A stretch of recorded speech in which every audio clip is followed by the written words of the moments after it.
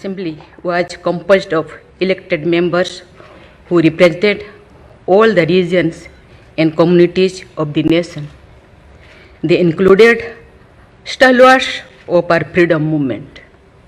Thus, their debates and the document they prepared reflect the values and guided the struggle for independence.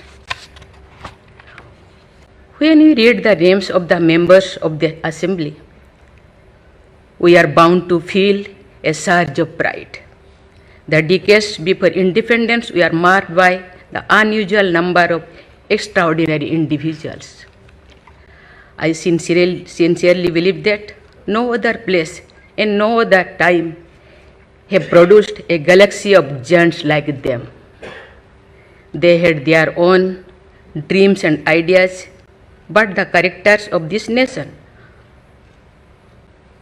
But they were united in their desire to see it freed of shackles.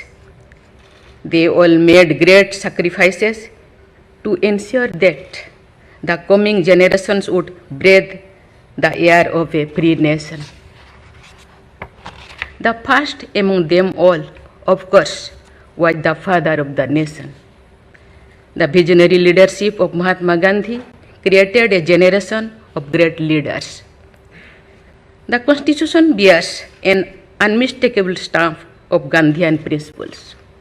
Equally, the President of the Constituent Assembly and also my great predecessor, Dr. Rajendra Prasad, and the Chairman of the Drafting Committee, Dr. B.R. Ambedkar, converted a grand vision into words.